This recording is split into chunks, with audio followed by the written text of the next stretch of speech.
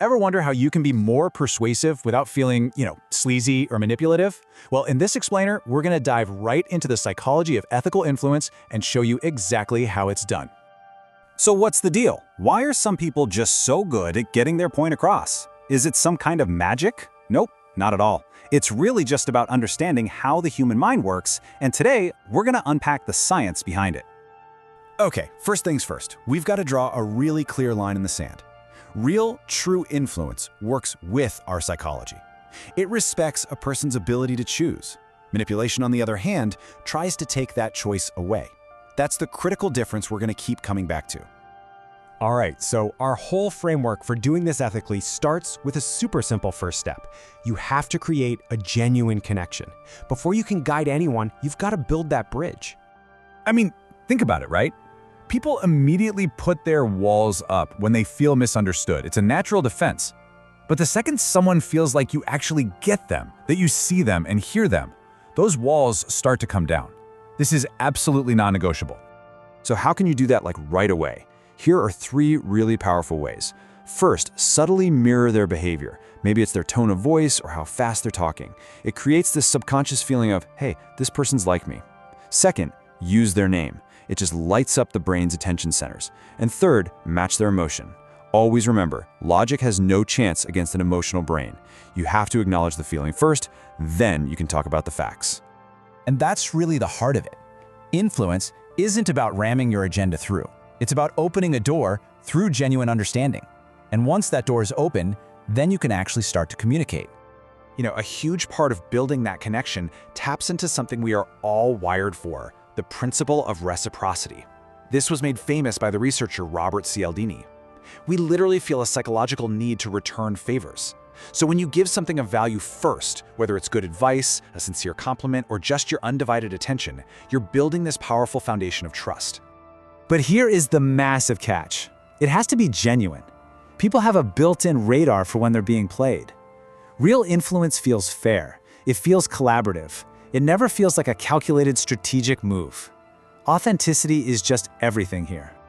Okay, so once you've built that foundation of connection, then you can move on to the second step, respectfully guiding the choice. And I want you to really notice that word guide, not force. One of the classic psychological tools for this is what's called the foot in the door technique. The reason it works so well is that we all have this deep need to be consistent with who we've been in the past.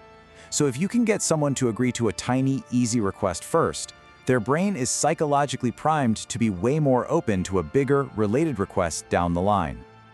And this leads to something so important. People hate being controlled. We just naturally resist it. So instead of telling someone, you should do this, you frame it as a choice.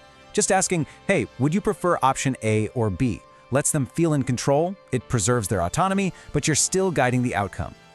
Oh man, this one is a game changer. We trust our own ideas and conclusions infinitely more than ideas that are just handed to us. So instead of just telling someone the answer, try asking guiding questions that help them connect the dots themselves. An idea they feel like they discovered is an idea they will fight for. All right. See what just happened there? That pause? That's the power of silence. After you make a key point or you ask a really good question, just stop. Pause. Don't rush in to fill that space. That silence gives the other person room to actually think and process. And you'd be amazed how often they'll fill that silence by telling you exactly what's on their mind. Look, people don't really care about dry facts. They care about what those facts mean for them. A feature is what something is. A benefit is what it does for that person. You should always be framing your points around the benefit. And this gets right to the why behind it. Our brains are fundamentally self-referential. We are constantly subconsciously asking, what does this mean for me? When you talk in terms of benefits, you're literally speaking the brain's native language. Let me give you 2 more quick tools for your toolkit. First is social proof. This is the idea that we tend to trust things that other people already trust. Just mentioning how other people in a similar situation found something helpful can really lower their hesitation. The second is ethical scarcity. A real deadline or a truly limited opportunity can seriously increase focus, but you have to be so careful here. If it's fake, you will instantly destroy all the trust you've built. So, we've talked about connection. We've talked about guiding choice. We've got all these techniques. But none of them actually matter without this final, most important piece. What's the real engine that drives all of this? It turns out, the strongest, most lasting influence doesn't come from clever tricks or tactics at all. It comes from your personal credibility and the feeling of emotional safety you create for other people. Without that foundation of trust, none of these techniques will work in the long run, period. So where does that credibility even come from? Well, it's built on a few core behaviors.